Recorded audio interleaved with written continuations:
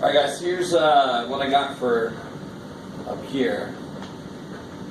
The mean is 13, the median is 13, the mode is 16. I got the range to be 16, by 4 to 20, and I got the mid-range to be 12. The average of the high and low.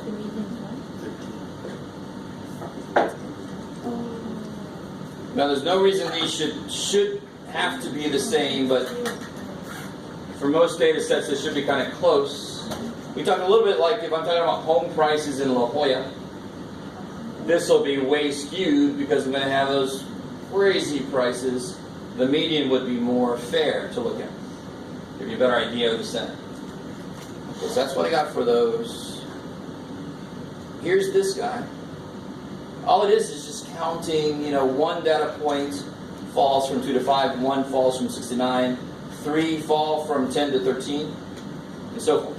It just kind of shows you how things shake out across these classes. And from this, I can't remember, did we actually do histograms? Yes. Okay, so it looks like 1, 1, 3, 3, 2, something like that roughly. That would not be good enough, but oh well. Just to give you a rough idea of the shape. And then here's the work. Each one of them subtract the mean away so you can see how far it is away from the center. And then we square to get rid of those negatives.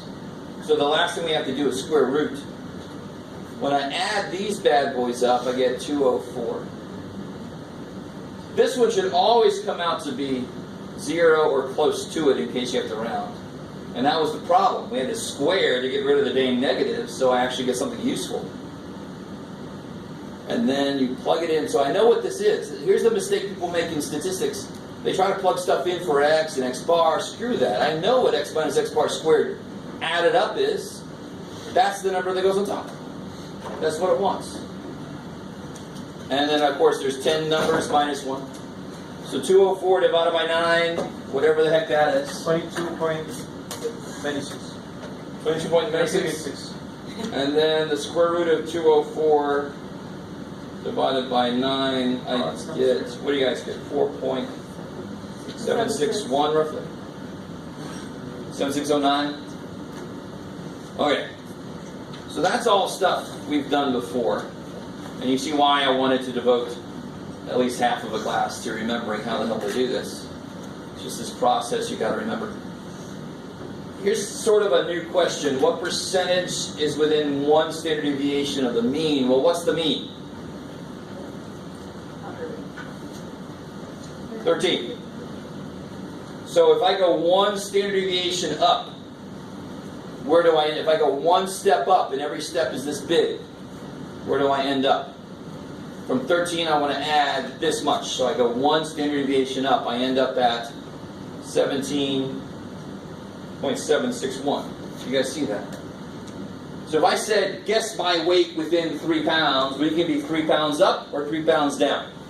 That's what the word within means. Go up that much and go down that much. So within 1 standard deviation, well, every standard deviation is that big, I'm going to add to it and then I'm going to subtract. So where do I end up when I go down? 8.239? Or 24, however you rounded. Now how many data points did I just catch? Can I include 8? There is no 8, but if there was an 8, could I include it? No, because 8's down here. So it's everything from 9 up to what? What's the highest number I can include? 16. Yeah, 17, but there's no 17, so up to 16. So how many data points is that? 1, 2, 3, 4, 5, 6, 7. 7 out of how many? 10. So what percentage is in here? 70%. That percentage that's within 1 standard deviation, within 2 standard deviation, that's important in statistics. Just to be able to calculate that. I like it. So that's how that kind of problem works. I know we needed a refresher on that. Can I see the median? So what did I do here? There's an even number of numbers. So whenever if there's an odd number of numbers, it's really easy to tell what the middle is.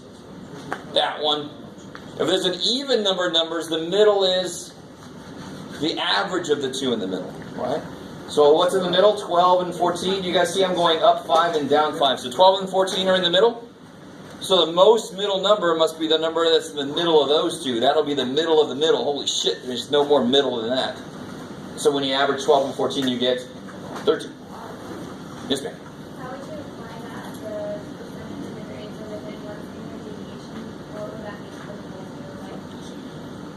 whole So it's related to something called the normal distribution. So, and you guys have all heard of the bell curve.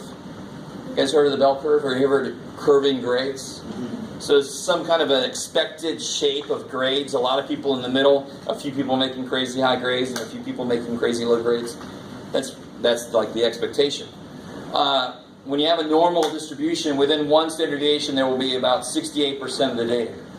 So that 70% that we got looks pretty close to that. But there's more requirements than that. But that's one thing that it relates to.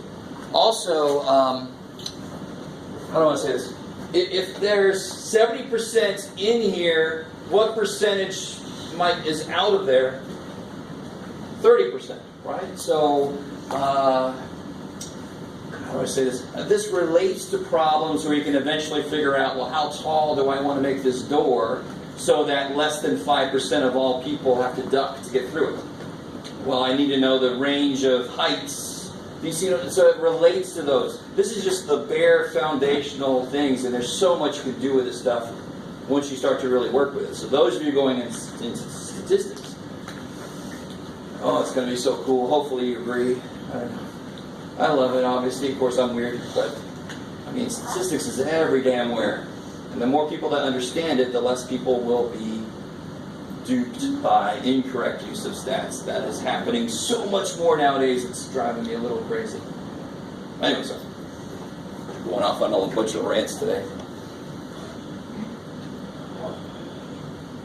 Alright, that's really all I had for today. I mean, tomorrow I'm going to bring another little worksheet, mostly focusing on factoring and solving equations. But you guys are definitely able to bring in any specific questions you have from the whole semester this whole week. This whole week is basically turned into our review for the final week. Yeah. Can you show me this? Yes.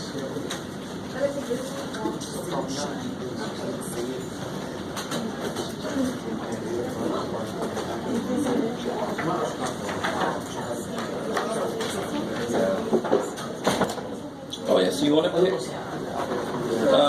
smart, you can use 1/2. Pick things that are related to basic 2. So pick 1/2 and 4. 1/2 is all you need. Which one's that? Oh. I don't know if I have them here. Probably not. Let's see. But to be honest, I think if I have it up on my website.